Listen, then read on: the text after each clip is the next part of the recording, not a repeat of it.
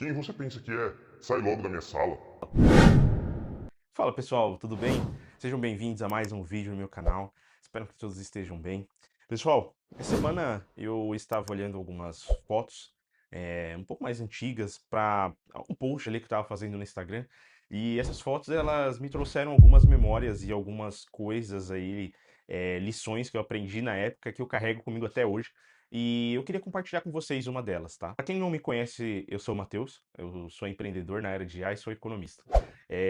Alguns anos atrás, mais especificamente ali em 2017 para 2018, eu estava ali no início da faculdade e eu sempre achei na minha vida que eu fosse seguir uma área de bancos, né? Então eu já fazia economia, já tinha passado por banco, já entendia como que funcionava esse mercado e eu estava olhando e mirando ali para seguir, começar minha carreira e seguir a minha carreira na área dos bancos, né? Então, eu já tinha estudado sobre hierarquia, sobre tudo que precisava fazer dentro de um banco, e aí sempre voltado para PJ, né? Então, sempre me atraiu muito mais esse mundo de empresas do que, de fato, cuidar de banco para pessoa física.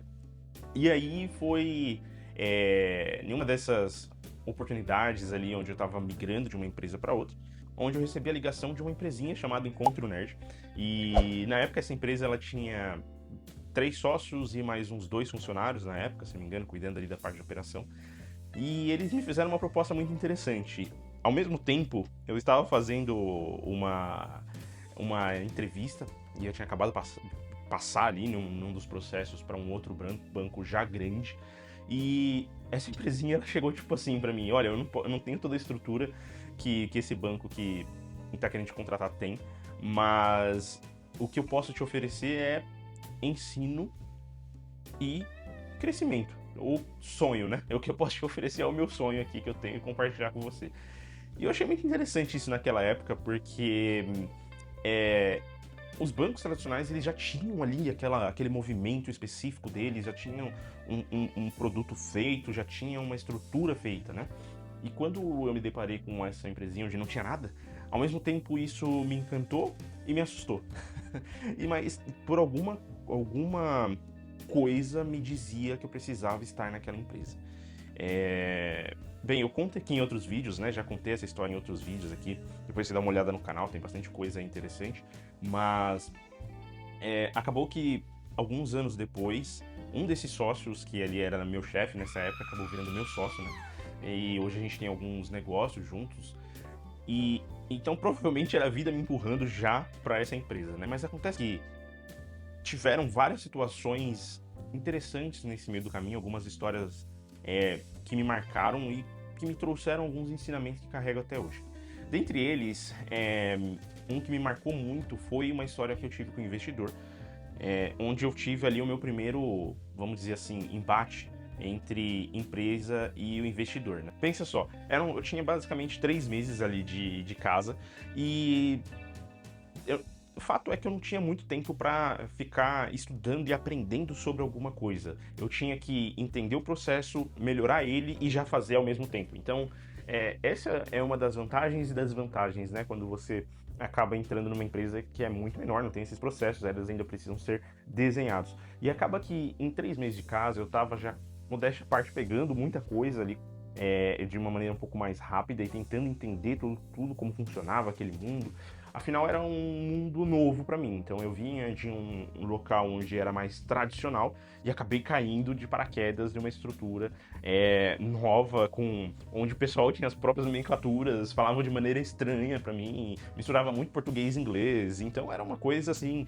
Parecia até que tinha saído daqueles filmes americanos de startups, onde o pessoal tinha escorregador, pula-pula dentro do escritório, de certa forma. Era bem esse caminho que eu estava seguindo e eu nem sabia. Acontece que ali, pouco tempo de casa, 3 meses especificamente, um dos sócios que era responsável pela parte financeira, ele já tinha uma viagem marcada quando ele me contratou, e ele acabou falando: poxa, Matheus, eu não consigo remarcar isso, as nossas passagens já estavam compradas, eram passagens internacionais, e ele acabou indo e falou: bem, eu já tenho todo um plano aqui, então basicamente você vai pegar esse plano e você vai seguir ele até o final.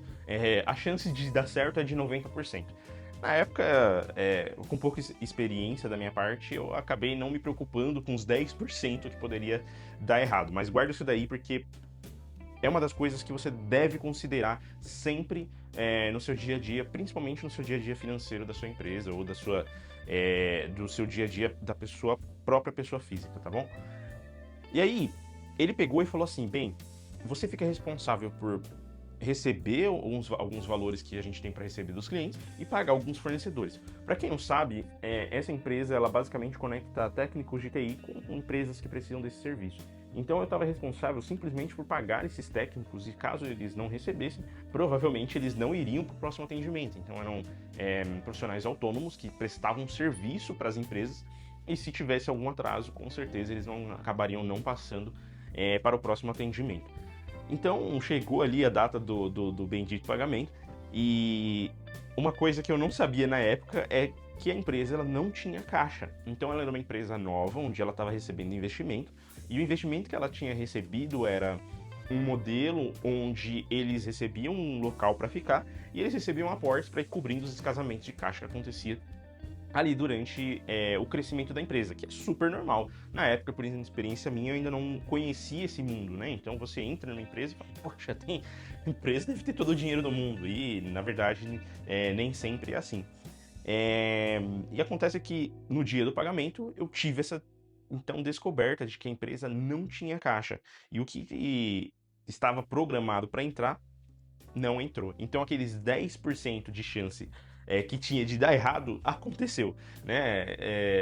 E aí eu desesperadamente liguei pro sócio, então tentando ali falar para ele, poxa, ainda não entrou esse dinheiro, hoje é dia do pagamento, não fui abrir a conta aqui para tentar pagar, me deram acesso. E a gente descobriu que não tem nada na conta, tem um valor muito inferior do que precisa para pagar os fornecedores. E aí foi onde ele me deu uma segunda missão. Então ele pegou e falou assim, olha, faça um fluxo de caixa, veja quanto que você precisa, vai lá na porta do investidor, bate lá e fala para ele que você precisa desse valor, porque o combinado era que tudo que a empresa precisar para descasamento de caixa, eles vão cumprir com uma tranche então de investimento. E aí então, lá fui eu. Com a minha falta de experiência, o que eu fiz, gente? Eu peguei, então anotei num pedaço de papel, literalmente peguei um caderninho que eu tinha ali de anotações, peguei, rasguei uma parte da folha, olhei quanto que eu tinha lá para pagar dos fornecedores, olhei quanto que eu tinha na conta e falei, bem, esse menos aquele, então eu preciso de X. Cheguei então com essa folhinha de papel na mão, bati na porta do investidor, falei, olha aqui, seu investidor, eu preciso desse valor aqui. O sócio 1 ali pegou e falou para mim que eu precisava vir aqui e pedir o dinheiro para você. A gente tem que pagar isso até 6 horas da tarde. Isso provavelmente era umas 11h30 ali, então falei para ele, a gente precisa pagar ainda essa tarde.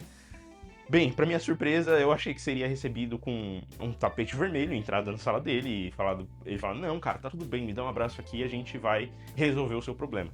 Fato é que não foi isso que aconteceu, né, gente? Acontece que quando ele olhou aquele papel, ele olhou assim para mim de cima a baixo, falou, cara, quem que você pensa que você é? Você entrar aqui na minha sala e começa a me pedir, demandar dinheiro assim? O que você tá fazendo aqui? E aí eu sentei e expliquei a situação, me apresentei, até então nunca tinha tido contato com aquele investidor. Minhas primeiras palavras para ele foi, oi, preciso do dinheiro. Expliquei e ele falou, tá, mas como que é o seu fluxo de caixa? Qual que é o seu plano? Por que esse dinheiro não entrou? Ele começou então a me fazer algumas perguntas sobre a empresa, né? Ah, mas qual que é o tempo médio de pagamento? Qual que é o seu tempo médio de recebimento? Como que tá esse descasamento? Como que é o seu runway?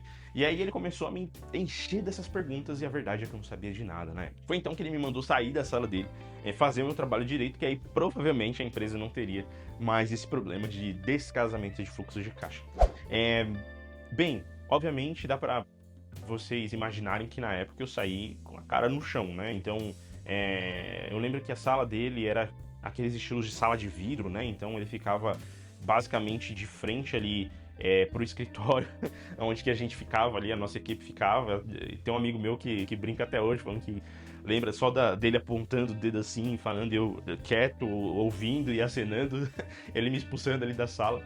Mas o que poderia ter sido um marco para mim, onde eu provavelmente poderia ter pedido demissão, depois chorado na peça e falado um monte de coisa, falando, pô, esse cara me tratou de uma maneira ruim e tudo mais, que de certa forma foi na época, talvez até um pouco dura demais, mas eu entendo também todo o contexto. Hoje eu entendo todo o contexto que ele estava passando. Depois esse investidor virou meu amigo, eu ajudei ele em algumas outras coisas, depois acabei ajudando o filho dele, ensinando o filho dele em algumas outras coisas ali também que ele estava fazendo estágio na época. Então essa depois é uma história que eu conto para vocês, mas tivemos bons contatos depois. Ele já me deu até já me fez proposta de emprego para ajudar ele na empresa na época. Então acabou que eu me aproximei depois desse investidor. Mas na época eu saí de lá assim com a cara no chão, com a folha de papel na mão, e o problema ainda que eu tinha ido tentar resolver com ele ainda à tona e o tempo correndo, né? É interessante porque eu saí de lá com algo talvez muito mais valioso do que o dinheiro que eu tinha ido buscar para início de conversa. Eu entendi duas coisas principais ali, pessoal. O primeiro a comunicação efetiva não é apenas você falar. Então eu aprendi ali que eu deveria começar a entender um pouco mais sobre soft skills e começar a entender um pouquinho mais sobre comunicação e como que eu poderia me comunicar com as pessoas e trazer essas pessoas para ali, para o meu modo de pensar, ou então para o problema que eu estava tentando resolver, trazer eles para o mesmo objetivo que eu. Então, ali foi o meu primeiro contato que eu tive com essa frustração, provavelmente por falta de comunicação. Eu deveria ter chegado primeiro nele, me apresentado, contado o que eu estava fazendo, contado toda a história, o que a gente tinha de plano, como que isso aconteceu. Então, dado todo um contexto para ele até chegar no momento onde eu falava, agora, depois que você entendeu toda essa situação, tudo que eu já fiz, tudo que a gente já tentou fazer e planejou e não deu certo, como que a gente chegou aqui, isso é o que eu preciso fazer para resolver esse problema. E aí, muito provavelmente, ele teria entendido e me dado ou soluções ou resolvido o meu problema de fato. A segunda coisa que eu entendi é que você precisa antecipar os seus problemas. Nem todo problema, aliás, ele é antecipável.